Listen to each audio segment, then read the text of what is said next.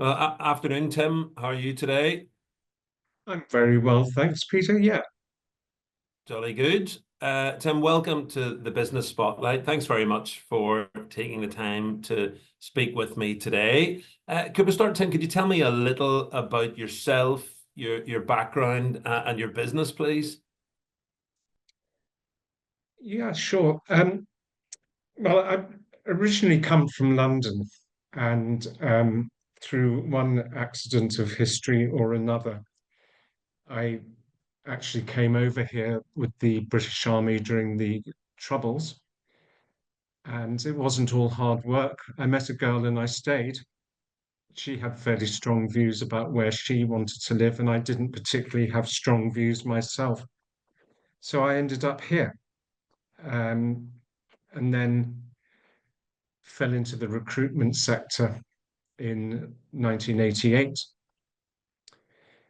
Set up my own business originally with another guy um, with a fairly entrepreneurial sense, and have been doing it for over 30 years now, in one guise or another. And, I've had my ups and downs along the way, but try to be rather more up than down, as it were, and just navigate the way through things.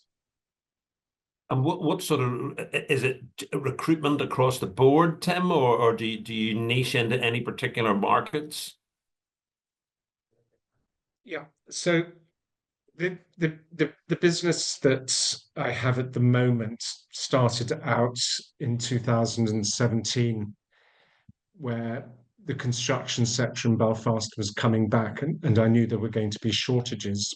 So I went into partnership with a Romanian woman called Oana, and we've been working together since then, originally bringing people into construction related activities. However, Brexit knocked that on the head, and we've had to refocus the business into the Republic of Ireland, where our Irish company Humberston Recruitment has been active and very successful. So now we're refocusing on how we can grow the business again in Northern Ireland. And we're actually in the process of launching Humberston Hospitality, which is going to focus on the restaurant and hotel sector, and try and bring something a bit more dynamic and different into the market. So we're very much looking forward to that. And when you say you're looking forward to it, is this in the pipeline for 2025 or this year? How close are we to it? Well, we're actually put our first advert up today. Um, and if anybody's interested in applying, it's on Indeed under hospitality staff. And the and what we're looking to do initially is get a bit of activity going for the Christmas period as a market testing exercise, really, knowing then that probably quarter one of next year will be fairly quiet. So um, we're actually working with a guy called Tomas, who is very, very experienced in the hospitality sector and knows his way around. And we're, I'm hoping that he's going to be able to open some doors for us at the customer end.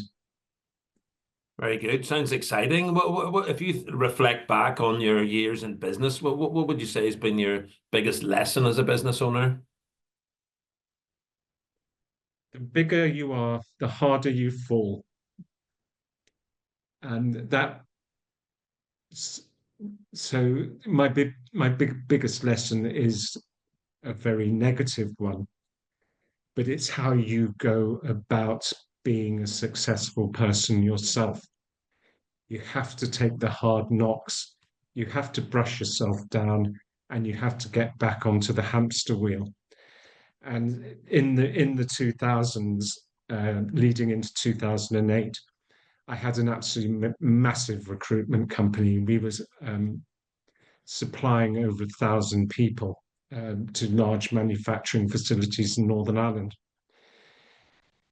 But it was the very sector, apart from construction, that then crashed in 2008, because the first thing the corporates do is say, get the temporary workers out, shoot first, ask questions later.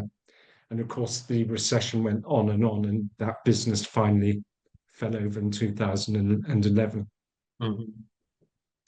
So now I've focused more on taking on as much as I can take on with Oana. That leads us to a higher level of reasonable profitability, and it's scalable. Don't get ahead of yourself. Don't take on half the world. I mean, back in the day, back in the noughties, I had 5 offices, including one in Scotland, one in the Czech Republic, and of, of course, these days you can do it with less, because of obviously social media plays such a huge part. But back in the day, you needed to be in the local area and accessible for interview and face to face, person to person, as opposed to being able to be on Zoom or WhatsApp or whatever it might be.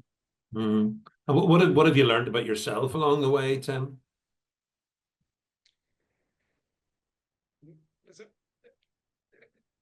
Don't surround myself with people who say what I want them to say.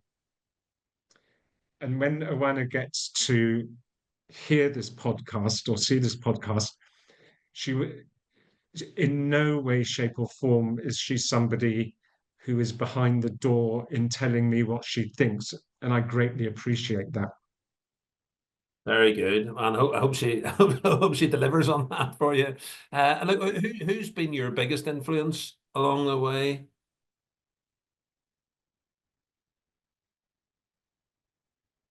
I think about that an awful lot. I'm not a Richard Branson, Michael O'Leary type worshipper that I can say, yes, that guy inspired me to this. So I have to say that my biggest influencer, possibly to my demise, is a guy called Tim Lewis, who, and I've always followed my instincts for better or for worse. But I can't say that I have this great external influencer that, I saw some kind of light on the road or anything like that. And what about after the highs and lows of business along your journey? What gets you out of bed in the morning and drives your passion for your business today? Well, in, in, in spite of all the stresses and strains, and even the day-to-day aspects of working in recruitment, Hmm. can it can lead to terrible disappointments. If I go back originally, the 5 welders who didn't turn up to an engineering company just as I was trying to get the company off the ground for the sake of it. So I try to make every day enjoyable and fulfilling, and go to bed at night feeling that, yeah, this has been a good day. It's been uh, I've had some fun, and I've got some fulfillment from it. Very good. And what about, are there any books or podcasts that you'd recommend that you've enjoyed along the way? Yeah, I'm quite interested in politics, and geopolitics as well. So, um, my favorite book, um,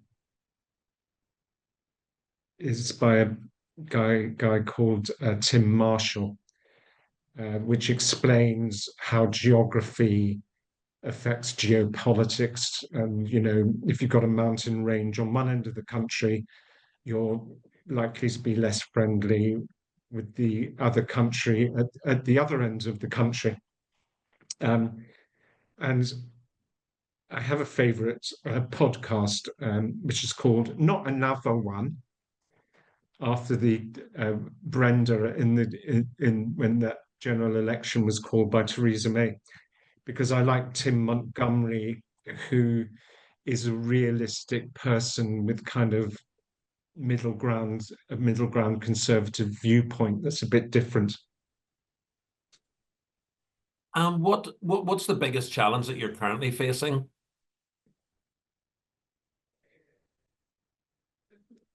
Well, it has been adapting to Brexit. Um, that has been the major difficulty. As I'm sure your listeners will know, you can't bring EU nationals in to the country anymore unless they come on a visa. And what we're doing, in fact, is more looking at bringing Filipino people into the hospitality sector at the kind of level of chef and above, to really, because I don't think it's just my challenge. I think it's the challenge for an awful lot of people in Northern Ireland. So what I try to do is bring the solutions to the business community in Northern Ireland and make it work. And if you could invite any three people to a dinner party, who would you be? Who would you invite? I'm a Scotland rugby supporter, so Finn Russell. All right. And out of it, where's the Scotland affiliation? I get London, I get Northern Ireland. What's the Scottish side? Is that in your? Well, my mother was Scottish, and my great grandfather commanded the Seaforth Highlanders in 1895, which then became the regiment that I joined, which was the Queensland Highlanders, who had been actually one of the regiments that had been, we'd lost our commanding officer in the Warren Point bomb in 1979 before I joined. And that was very influential in my actual taking this great new path in life, from sitting on a train in London to being to avail of the opportunities that Northern Ireland has given to me. Because I think this place has quite an entrepreneurial built-in culture, actually, which may well be different from the part of England that I came from. So the other people Yeah, I'd it's an invite. interesting viewpoint on it, because Northern Ireland's often thought of as, a lot of public sector workers, SMEs. So it's but I mean, I know even from my day job, if you like, and from doing this series, there's an awful lot of creativity and inspiring people out there. So very good. So Finn Russell, yeah, bit of a cavalier rugby player. And then who else is going to be there? Yeah, and actually a guy that takes risks. He knows he's got the confidence to know he's going to make mistakes, but he gets it more right more times than he gets it wrong, and that's pivotal in winning matches. Bizarrely, you might think Boris Johnson, I think, would make a very good dinner party guest. I think he'd be a very, very good crack. And Vladimir Zelensky,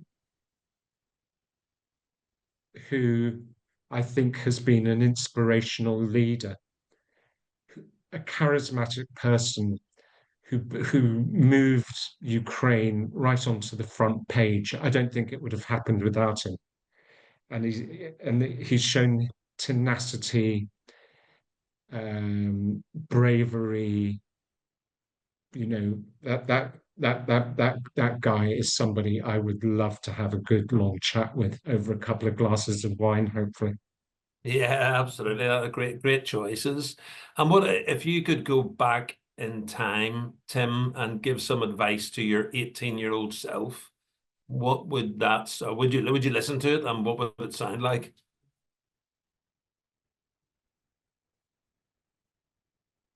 Well, if I actually go back to when I was 18, I had just left school. I tried to become an army officer at the age of 18, and they quite rightly told me to go away and get some of the water from between my ears and come back at a later date. So I went and worked in London, and I spent a couple of years working for a reinsurance for kind of Lloyd's fringe underwriting company. Could have expected to be on 150 grand a year at the age of 26, 27.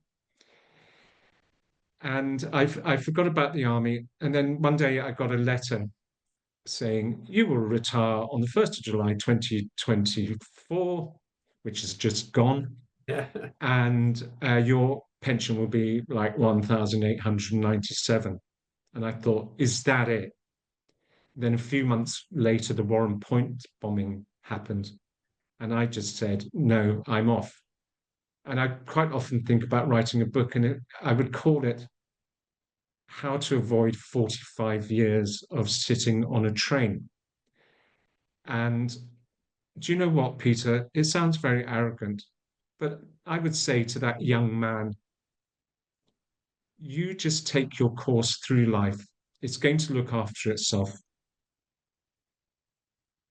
Very good. Yeah, it's an interesting reflection thinking back, and yes, very interesting. And what about, so let's instead of looking back, let's look forward. So 5 years time, what does your business look like then? Yeah. So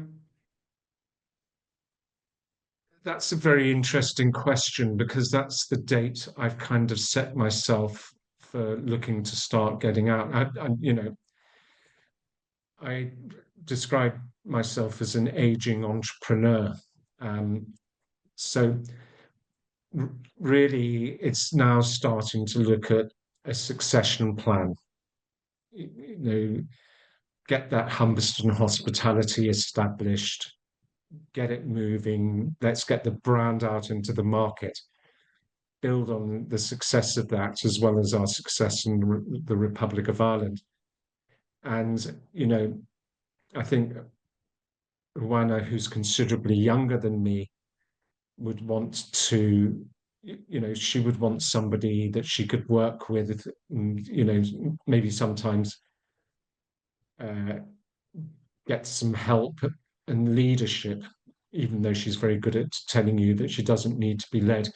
And the you know so these are aspects that I'm starting to look at, but knowing me, I'll probably go until I get carried out in a box anyway. So I don't have a great desire for the golf course, or you know I'd like to do a bit of traveling and things like that. So if I can leave that behind for a month or two to maybe realize those kind of aspirations, I'd be I'd be quite happy. And if somebody is interested in what you've said and would like to reach out and about anything really, maybe the hospitality strand of the business now that you're going to be focusing on, or anything, what would be the best way for them to go about that? Is this the time to give phone numbers and email addresses, or what ways? Well, it's just people can reach out to you on LinkedIn, or what would be their email, whatever. Yeah, well, I'm on LinkedIn, and actually we're launching Humberston so fast that because of that need to get something going before Christmas. Um, but our corporate website at the moment is humberstongroup.com. And my contact details are on there with a bit of a profile of both Wala and myself, as well as some of the sectors we're working mainly in the Republic of Ireland, you know. All right. Excellent. Well, Tim Lewis from the Humberston Group, thanks very much for taking the time to speak with me today. I wish you every success with Humberston Hospitality. It's got a ring to like a bit of alliteration, so it's got a definite ring to it. So I hope that goes really well for Yeah, I you. quite enjoyed that myself. Look, have a great Christmas, and I wish you all the success for 2025 and beyond. Tim, thanks very much indeed. Thank you, Peter. I appreciate the time. Thanks.